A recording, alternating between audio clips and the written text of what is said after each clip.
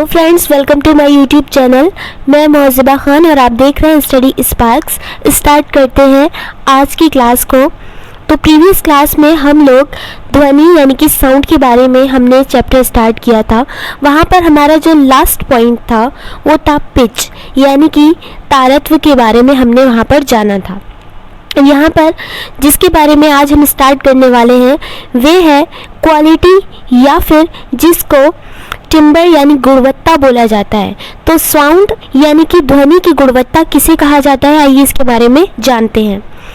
गुणवत्ता या क्वालिटी ध्वनि का वे गुण है जिसके आधार पर दो समान तारत्व यानी पिच और समान प्रबलता वाली ध्वनियों में विभेद किया जा सकता है और इस गुण के कारण ही दो अलग व्यक्तियों की आवाज़ या दो अलग म्यूजिकल इंस्ट्रूमेंट्स में विभेद किया जा सकता है। कहने का मतलब ये है कि दो व्यक्ति हैं जिनकी ध्वनि का जो तारत्व है यानी कि पिच है वो समान है, प्रबलता वो भी समान है। ठीक है, प्रबलता भी समान है, तारत्व भी समान है। तो कैसे ये विभेद किया जाएगा कि ये दो अलग अलग व्यक्तियों की आवाज़ है। क्यों, किसके आधार पर किया जाएगा? तो वही गुण, ध्वनि का वही गुण जो दो व्यक्तियों की आवाज़ में समान तारत्व तथा समान प्रबलता होने पर भी अलग अलग उनको बता रहा है, अलग अलग सुनाई दे रही है, वो क्वालिटी कहलाता है। वही गुण क्वालिटी कहलाता है, गुणवत्ता कहलाता है। तो ध्वनि की गुणवत्ता वह गुण है जिसके आधार पर हम दो समान तारत्व वाली आवाज़ों में, समान प्रबलता वाली आवाज़ों में विभेद कर सकते हैं। और यानी कि अब यहाँ पर एक और एग्जांपल दे लेते हैं। म्यूज़िकल इंस्ट्रूमेंट्स लिखा हुआ है, ठीक है। म्यूज़िकल इंस्ट्रूमेंट्स में आपका मान लीजिए एक है तबले की आवाज़, दूसरी है गिटार की आवाज़, ठीक है। तो गिटार और तबले की आवाज़ें दोनों अगर एक साथ हो रही होंगी तो उनका तारत्व यानी उनका पिच समान है, उनकी प्रबलता भी समान है। लेकिन जब आप उनको सुनते हैं तब भी आप ये पहचान सकते हैं ना कि कौन सी तबले की है और कौन सी गिटार की है। तो ये जो विभेद करने वाला, दोनों साउंड में विभेद करने वाली ये जो प्रॉपर्टी है, ये जो गुण है, ये क्वालिटी कहलाती है, यानी कि हिंदी में इसे गुणवत्ता कहते हैं, ठीक है। और ये जो क्वालिटी है यानी कि ये जो गुण है तरंग के आकार पर निर्भर करता है। यानी कि वेव का आकार क्या है, ठीक है, शेप ऑफ वेव पर निर्भर करता है। कैसे समझे इसको? ये मान लिया यहाँ पर हमने कुछ वेव्स ली हुई है, ये बांसुरी की आवाज़ है मान लेते हैं, और ये लिया हुआ है हमने पियानो की आवाज़, ठीक है। बांसुरी की आवाज़ में कुछ इस तरह के वेव्स आ रहे हैं, जबकि पियानो की आवाज़ में कुछ इस तरह के वेव्स आ रहे हैं, कुछ अलग आ रहे हैं। तो इन्हीं के तरंगों के जो आकार है वो अलग अलग है, इसके आधार पर ही इसमें विभेद किया जा सकता है। मतलब इनका आयाम समान है, इनकी प्रबलता समान है और इनका पिच यानी कि तारत्व भी समान है, लेकिन इनकी वेव्स के जो आकार हैं, जो शेप हैं, वो अलग अलग है और उसी के आधार पर हम इनमें विभेद कर सकते हैं कि कौन सी बांसुरी की आवाज़ है या कौन सी पियानो की आवाज़ है। और यही यहाँ पर लिखा गया है कि गुणवत्ता या क्वालिटी जिसको बोल रहे हैं, तरंग यानी वेव के आकार पर निर्भर करती है। नेक्स्ट पॉइंट पर आ जाते हैं। तो नेक्स्ट पॉइंट यहाँ पर है प्रेजिस्टेंस ऑफ हियरिंग यानी कि ध्वनि निर्बंध। अब ये ध्वनि निर्बंध या प्रेजिस्टेंस ऑफ हियरिंग होता क्या है? तो मानव के कर्ण दो ध्वनियों को अलग, कर्ण है यहाँ पर, कर्ण बोलते हैं कान को बोलते हैं। मानव के जो कान होते हैं वो दो ध्वनियों को अलग एवं स्पष्ट तभी सुन सकते हैं जब दोनों ध्वनियों का बीच का अंतराल 1/10 सेकंड या फिर 0.1 सेकंड हो। प्रेजिस्टेंस ऑफ हियरिंग कितना होना चाहिए? 1/10 ऑफ ए सेकेंड, यानी 1 सेकंड में 1/10वां भाग होना चाहिए। कहने का मतलब ये है कि मान लिया दो आवाज़ें एक साथ आ रही हैं या फिर दो व्यक्ति एक साथ बोल रहे हैं, तो उन दोनों आवाज़ों को अलग अलग कि ये इसकी आवाज़ है, ये व्यक्ति ए की आवाज़ है और ये व्यक्ति बी की आवाज़ है, दोनों को अलग अलग सुनना है और स्पष्ट भी सुनना है। तो ये उसी कंडीशन में संभव है, हमारे कान दो साथ में बोली गई आवाज़ों को दो अलग अलग ध्वनियों को अलग अलग और स्पष्ट यानी क्लियर तभी सुन सकते हैं जब उन दोनों साउंड में उनके बीच में एक अंतराल हो और वो कितने सेकंड का हो, 1/10 सेकंड का। दो व्यक्ति एक साथ बोल रहे होते हैं लेकिन उनके वर्ड्स में थोड़ा सा डिफरेंस होता है, इसीलिए हम उनकी आवाज़ को अलग भी सुन सकते हैं कि ये ए वाला व्यक्ति ये कह रहा है और बी वाला व्यक्ति ये कह रहा है। उनमें डिफरेंस होता है, अंतराल होता है 1/10 सेकंड का, इसीलिए इसको परसिस्टेंस ऑफ हियरिंग को हम लिख लेते हैं कि 1/10 ऑफ ए सेकेंड, यानी 1 सेकंड में इतने का अंतराल होना चाहिए उन दोनों आवाज़ों के बीच में। अब यहाँ पर आ जाते हैं रेंज ऑफ हियरिंग यानी कि श्रव्यता का परिसर। रेंज क्या होती है? हमारे कान कहाँ से कहाँ तक की आवाज़ को सुन सकते हैं, कहाँ से कहाँ तक की आवाज़ की फ्रीक्वेंसी कितनी होनी चाहिए, कितनी आवृत्ति की आवाज़ों को, कितनी आवृत्ति की ध्वनि को या साउंड को सुन सकते हैं। तो हमारे कान 20 हर्ट्ज से 20,000 हर्ट्ज तक की ध्वनि को सुन सकते हैं। अब ये जो 20,000 हर्ट्ज है, हम इसको 20 किलो हर्ट्ज लिख सकते हैं। इसी 20,000 हर्ट्ज को हमने 20 किलो हर्ट्ज लिख लिया, यानी कि 20 से 20,000 हर्ट्ज या फिर 20 से 20 किलो हर्ट्ज तक की ध्वनि को हमारे कान सुन सकते हैं। और ये जो ध्वनि हम सुन सकते हैं, ये ध्वनि कहलाती है श्रव्य ध्वनि, ऑडिएबल साउंड कहलाती है, या फिर इसको सोनिक साउंड भी बोलते हैं। श्रव्य ध्वनि या सोनिक साउंड बोलते हैं, और ये ऑडिएबल साउंड है जिसको हमारे कान सुन सकते हैं। और ये क्या है? 20 हर्ट्ज, 20,000 हर्ट्ज, 20 किलो हर्ट्ज, ये क्या है? तो ये है फ्रीक्वेंसी। कैसे पता चला ये फ्रीक्वेंसी है? कैसे पता चला? हर्ट्ज, आवृत्ति का मात्रक, आवृत्ति यानी फ्रीक्वेंसी की यूनिट मैंने प्रीवियस क्लास में आपको बताई थी, हर्ट्ज होती है, ठीक है। तो हमारे कान 20 हर्ट्ज से 20,000 हर्ट्ज या 20 किलो हर्ट्ज तक की साउंड को सुन सकते हैं। और ये जो ध्वनि हम सुन सकते हैं ये सोनिक साउंड कहलाती है, यानी कि श्रव्य ध्वनि कहलाती है। अब आपके दिमाग में क्वेश्चन आया होगा कि 20 हर्ट्ज से कम और 20,000 हर्ट्ज से अगर ज़्यादा साउंड होगी तो क्या हमारे कान उसको सुन पाएंगे, मनुष्य के कान उसको सुन पाएंगे? तो नहीं सुन पाएंगे। लेकिन बहुत से जीव ऐसे हैं मनुष्य को छोड़कर जो उसको सुन सकते हैं। अब जैसे कि डॉल्फिन भी उसमें आ जाती है। 20,000 हर्ट्ज से ज़्यादा की ध्वनि जिसको मनुष्य नहीं सुन सकता, लेकिन कुछ जीव ऐसे हैं जो उसको सुन सकते हैं। अब इनको कहा क्या जाता है? इनको कहा जाता है पराश्रव्य ध्वनि, हिंदी में पराश्रव्य ध्वनि बोला जाता है।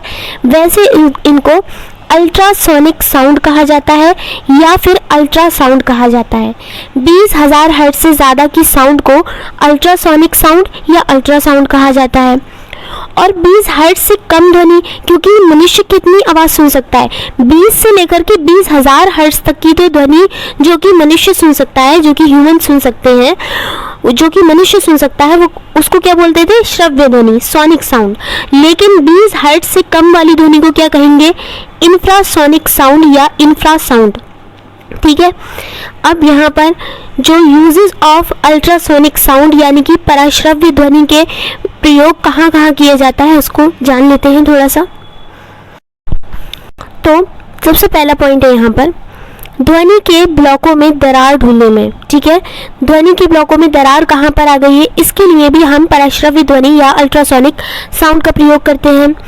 दूसरा पॉइंट आ जाता है आपका अल्ट्रासाउंड करने में मनुष्य के अंदरूनी अंगों का इमेज या प्रतिबिंब देखने में किया जाता है। हमें अपनी बॉडी का कहीं का भी अल्ट्रासाउंड करवाना होता है, ठीक है। तो अल्ट्रासाउंड किसके माध्यम से किया जाता है? इन्हीं पराश्रव्य ध्वनि की सहायता से किया जाता है। हमारी बॉडी के अंदर जाती है एंड वहाँ पर इमेज देखने में किया जाता है, यानी कि मनुष्य के जो अंदरूनी अंग होते हैं उसका इमेज देखने में किया जाता है।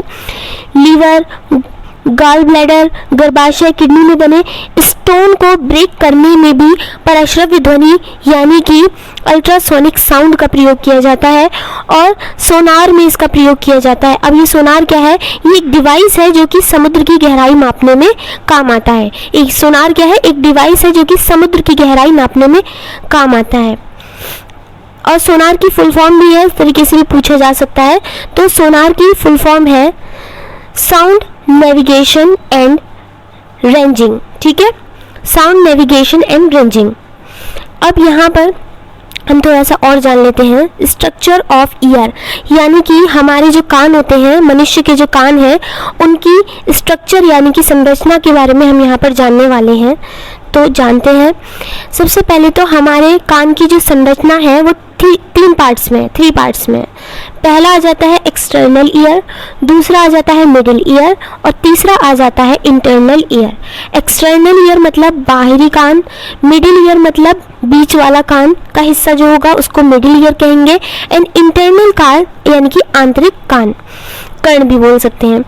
अब ये जो एक्सटर्नल और इंटरनल ईयर है, इनके कोई पार्ट्स नहीं है, मतलब इनमें कोई बोन नहीं है, ठीक है।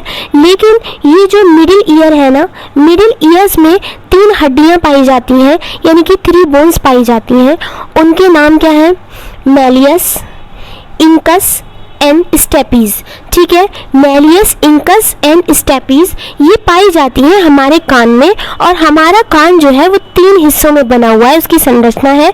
पहली थी एक्सटर्नल ईयर, दूसरी थी हमारी मिडिल ईयर और तीसरी थी हमारी इंटरनल ईयर, जिसमें से ये तीनों बोन्स पाई जाती हैं मिडिल ईयर यानी बीच वाले हिस्से में पाई जाती हैं। नाम क्या कहते हैं? Malleus, incus and stapes. लेकिन हमने ये भी पढ़ा है कि हमारी बॉडी की सबसे छोटी हड्डी, सबसे छोटी बोन, उसका नाम क्या है? स्टेपीज है, जो कि हमारे कान में पाई जाती है। तो अगर कोई पूछे सबसे छोटी बोन कौन सी है हमारी बॉडी की, तो वो भी स्टेपीज है, जो कि हमारे कान के मिडिल ईयर में पाई जाती है, बीच वाले हिस्से में पाई जाती है, ठीक है। और इनके आकार के बारे में बात की जाए तो मैलियस का आकार हथौड़े के जैसा होता है, हथौड़ा यानी कि हैमर के जैसा होता है, हथौड़े के आकार की होती है, हैमर के आकार की होती है। और इंकस क्या होता है? इंकस ये एनविल के आकार की होती है, ठीक है। अब ये एनविल क्या होता है? एनविल क्या होता है? ये कुछ इस शेप में होता है।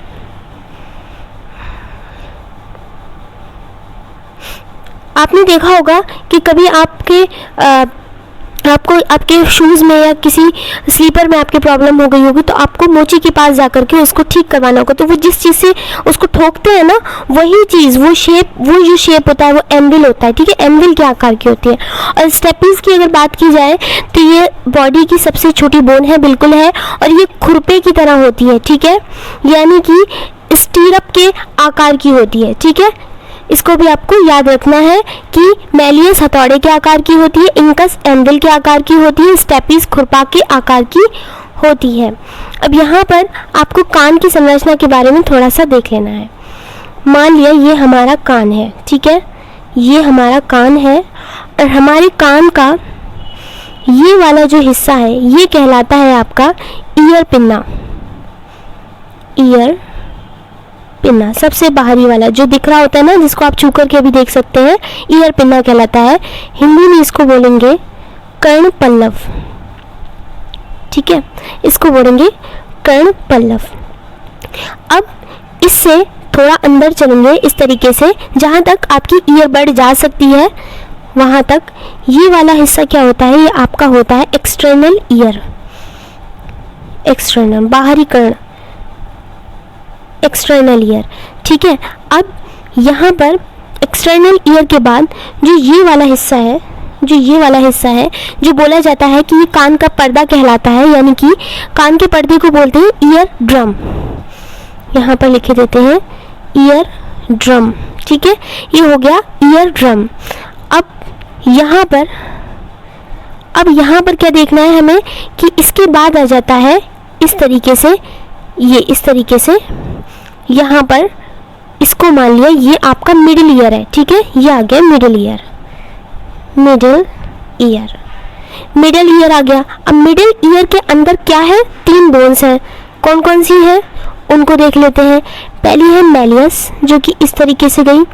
मैलियस के बाद आ जाती है आपकी, कौन सी आ जाती है? दूसरी वाली इंकस आ जाती है।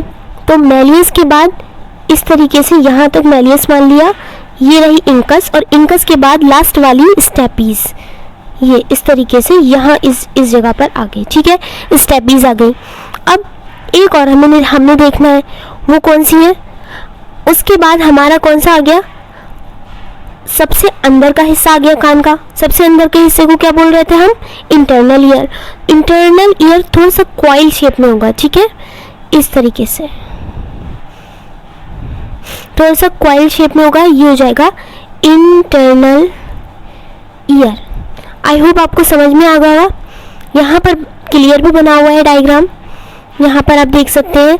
सबसे पहले ये हमारा कान है, इसके बाहरी हिस्से को हम बोल रहे हैं ईयर पिन्ना या कर्ण पल्लव हिंदी में। उसके बाद हमारा जहाँ तक ईयरबड जा सकती है उस एरिया को बोल रहे हैं एक्सटर्नल ईयर। उसके बाद ये जगह आ गई, इस जगह पे मिडिल ईयर से पहले वाला एरिया हो गया, ये उसको बोला जा रहा है ईयर ड्रम यानी कि कान का पर्दा जिसे बोलते हैं।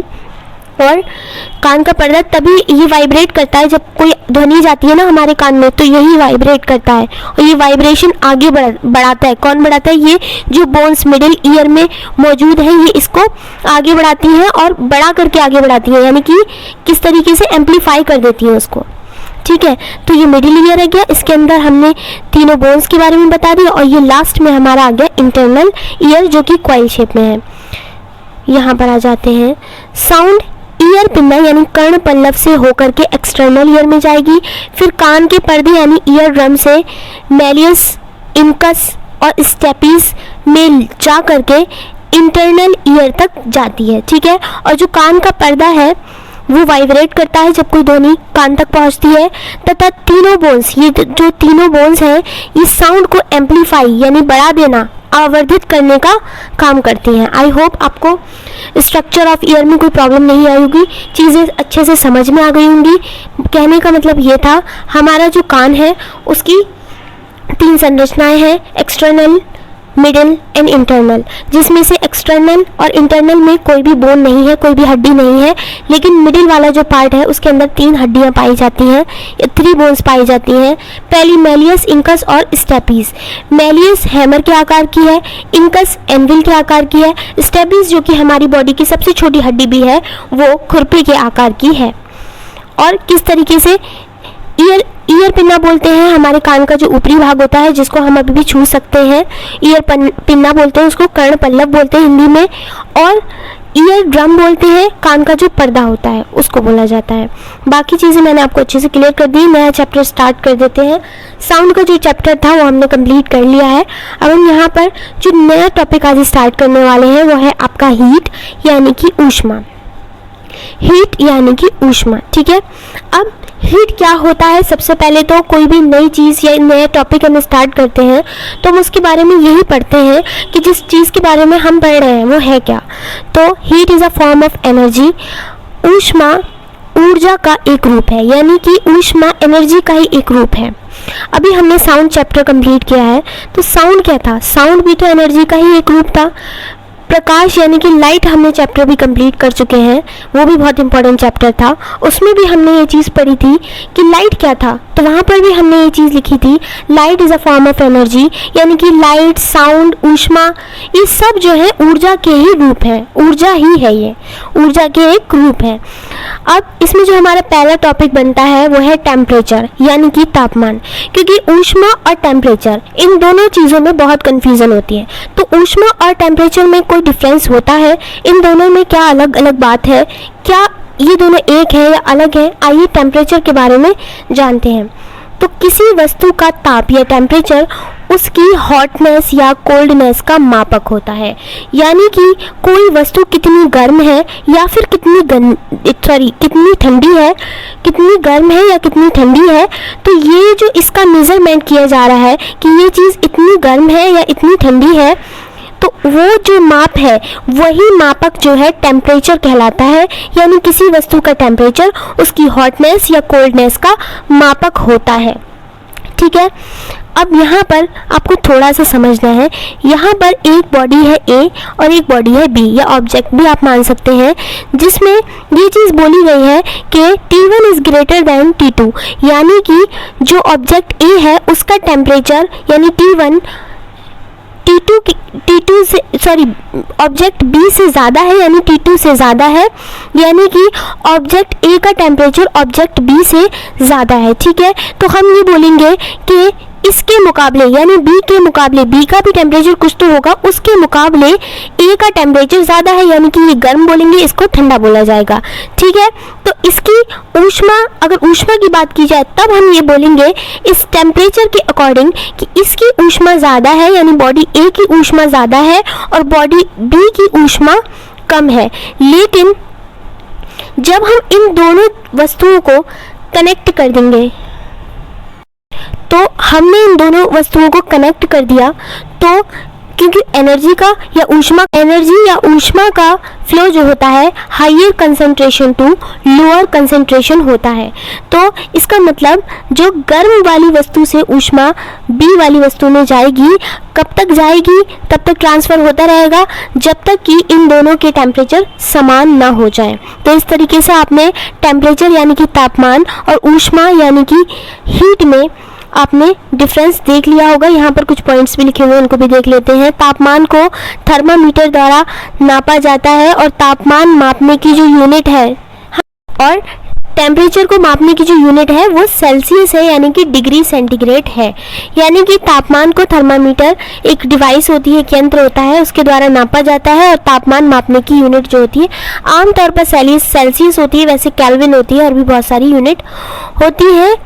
और मानव शरीर का जो टेम्परेचर होता है, जो सामान्य ताप होता है, वो कितना होता है, तो 98.4 या फिर कहीं कहीं 98.6 भी रह सकता है, या फिर सेल्सियस में ये फ़ारेनहाइट में है। ठीक है, 98.4 फ़ारेनहाइट या फिर 98.6 फ़ारेनहाइट, तथा अगर डिग्री सेल्सियस की बात की जाए तो 37 डिग्री सेल्सियस तक माना जाता है। अब यहाँ पर थर्मामीटर के बारे में जान लेते हैं, यानी कि सबसे पहला आ जाता है आपका क्लिनिकल थर्मोमीटर या फिर डॉक्टरी थर्मोमीटर, जिसको हिंदी में कहा जा रहा है। इसमें आपका पॉइंट नंबर 1 आ जाता है, व्यक्ति के शरीर का तापमान मापने में किसका प्रयोग किया जाता है, तो डॉक्टरी थर्मामीटर का प्रयोग किया जाता है। यानी कि अगर आपको मनुष्य के शरीर का तापमान नापना है, अपना तापमान आपको नापना है, तो उसके लिए आप क्लिनिकल थर्मामीटर का प्रयोग करेंगे। और ये एक समान मोटाई की कांच की नली में होता है, इस तरीके का होता है, आप सबके घरों में भी उपस्थित होगा।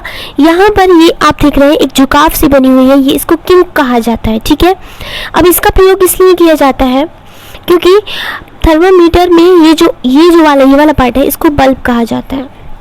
ठीक है, इसको थर्मामीटर का बल्ब कहते हैं और इसके अंदर Hg यानी कि मरकरी यानी कि पारा होता है भरा हुआ। पारा इसलिए भरा हुआ आता है क्योंकि पारा जो होता है वो ऊष्मा का चालक होता है। ठीक है, कंडक्टर होता है और ये ऊष्मा बढ़ने पर यानी टेम्परेचर बढ़ने पर फैलता है। इसी के अकॉर्डिंग हम जो है वहाँ पर मेजरमेंट कर लेते हैं कि हमारे शरीर का तापमान कितना है, फीवर है या नहीं है। ठीक है, तो वहाँ पर इस तरीके से ऐसे बना रहता है थर्मामीटर में। अब इस किंक का क्या प्रयोग है, ये किंक क्या है। ठीक है, तो किंक क्या है, इसका प्रयोग इसलिए किया जाता है कि जब हम अपने मुंह में लगाएंगे थर्मामीटर। ठीक है, मुंह में थर्मामीटर लगाया, अब हमने जैसे ही इसको निकाला तो थर्मामीटर में अगर किंक नहीं होगा तो इसको हम बाहर निकालेंगे और बाहर का टेम्परेचर हमारे शरीर के टेम्परेचर से अलग होगा। मान लिया ठंडा है तो ये जो पारा है ना, ये वापस से जाने लगेगा और हम वहाँ पर सही रीडिंग नहीं ले पाएंगे। इसीलिए ये उस पारे की रीडिंग को रोकने का काम कर रहा है। आप इसको ऐसे समझ सकते हैं कि पारे की रीडिंग को रोकने का काम कर रहा है ये किंक, इसीलिए यहाँ पर इसको बना दिया जाता है। ठीक है, कांच की नली के एक सिरे पर बल्ब लगा होता है, जिसको मैंने आपको बताया भी, उसके अंदर पारा होता है और किंक यानी कि ये जो मोड़ है ना, ये पारे के स्तर को अपने आप नीचे गिरने से रोकता है। यानी कि पारा जो है वो अचानक से नीचे गिर जाएगा, उसको रोकेगा ये किंक। और मरकरी पारा जो है वो ऊष्मा का चालक है, इसीलिए वह फैलता है, इसीलिए उसको थर्मामीटर में रखा जाता है। और भी जान लेते हैं क्लिनिकल थर्मामीटर के बारे में।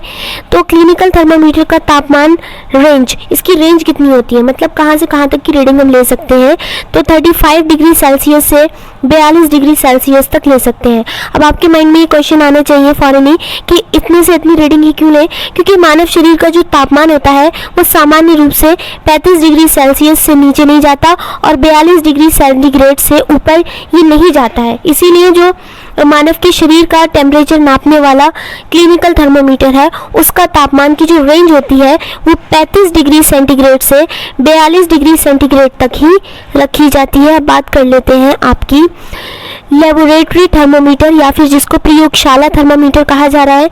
अब जो क्लिनिकल थर्मामीटर है और ये जो प्रयोगशाला थर्मामीटर है, इसमें फ़र्क है। अगर आप मनुष्य की बात करें, मनुष्य के शरीर का तापमान मापने की बात करें, तो हमेशा क्लिनिकल थर्मामीटर की या डॉक्टरी थर्मामीटर का प्रयोग किया जाता है। लेकिन प्रयोगशाला थर्मामीटर का प्रयोग लैब में यानी कि प्रयोगशाला में किया जाता है। पानी का टेम्परेचर है, बर्फ़ का टेम्परेचर है, इनके टेम्परेचर मापने के लिए किया जाता है। मनुष्य के शरीर का ताप ये नहीं माप सकता। तो प्रयोगशाला थर्मामीटर का प्रयोग मानव शरीर के तापमान के बजाय पानी जैसी अन्य वस्तुओं के टेम्परेचर या तापमान का पता लगाने के लिए किया जाता है। और ये इसकी जो अगर रेंज की बात की जाए, इसकी भी रेंज है ना, तो -10 डिग्री सेंटीग्रेड से 110 डिग्री सेंटीग्रेड तक का तापमान माप सकता है। ठीक है, ये कितना टेम्परेचर माप सकता है? -10 डिग्री सेंटीग्रेड का टेम्परेचर माप सकता है और ज़्यादा से ज़्यादा 110 डिग्री सेल्सियस का तापमान ये माप सकता है। और इसमें इम्पॉर्टेंट पॉइंट ये है कि इसमें किंक नहीं होता। वो जो घूमी हुई सी चीज़ थी हमारे डॉक्टरी थर्मामीटर में, यानी किंक, जो कि पारे की रीडिंग को गिरने से या कम होने से रोक रही थी, वो इसमें उपस्थित नहीं होता, यानी कि प्रयोगशाला थर्मामीटर में किंक उपस्थित नहीं होता। अब यहीं से आपको समझ में आ जाने चाहिए कि इसका प्रयोग हम शरीर के मानव के शरीर के तापमान को मापने के लिए क्यों नहीं कर रहे हैं। ठीक है, पहला पॉइंट है प्रयोगशाला थर्मामीटर का हमेशा बिना झुकाए सीधी स्थिति में रखना है। मान लिया ये एक कंटेनर है और इसके अंदर हम रख रहे हैं थर्मामीटर। ये है थर्मामीटर, थोड़ा सा डायग्राम इग्नोर कीजिएगा। तो एक तो इम्पॉर्टेंट पॉइंट ये है कि जिस भी द्रव का हमें, ये मान लिया इस पानी का मापना है, पानी का मापना है, तो इस पानी में इसका जो बल्ब है, ये जगह ही तो कहलाती है बल्ब, ये पूरी तरीके से उस द्रव में पूरा अंदर तक होना चाहिए। यानी ऐसा नहीं है कि आधा बाहर है और आधा अंदर है। और एक और चीज़ है, ये जो इसकी सरफेस है, इस कंटेनर की जो सरफेस है, बल्ब से टच नहीं होनी चाहिए और ये बिल्कुल सीधा होना चाहिए इस तरीके से। ऐसा नहीं है कि आपने इस तरीके से अंदर डाल रखा है या इस तरीके से अंदर डाल रखा है, बिल्कुल सीधा होना चाहिए। ठीक है, थर्मामीटर का बल्ब कभी भी उस कंटेनर की सतह को छूना नहीं चाहिए जिसमें कि पदार्थ रखा गया है, जिसका तापमान आपको मेज़र करना है। अब यहाँ पर और भी पॉइंट है, उनको भी देख लेते हैं। थर्मामीटर का बल्ब पदार्थ में पूरी तरह से डूबा होना चाहिए ताकि यह बल्ब को सभी तरफ से ढक ले।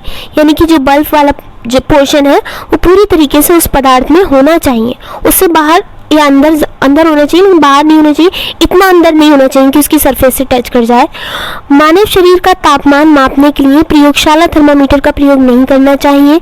नहीं कर भी सकते हैं, नहीं कर सकते हैं, मतलब कर ही नहीं सकते, क्योंकि जैसे ही हम प्रयोगशाला थर्मामीटर का बल्ब रोगी के मुंह में लगाते हैं या रोगी के मुंह में लगाएंगे तो हो जाएगा, लेकिन निकालते हैं तो पारे का स्तर तेज़ी से गिरने लगेगा, क्योंकि इसमें किंक नहीं उपस्थित होता और बाहर का टेम्परेचर हमारी बॉडी के टेम्परेचर से अलग होगा, इसलिए वहाँ पर पारे का जो स्तर है, लेवल है, वो तेज़ी से गिरेगा और ये गलत रीडिंग प्रदान कर देगा।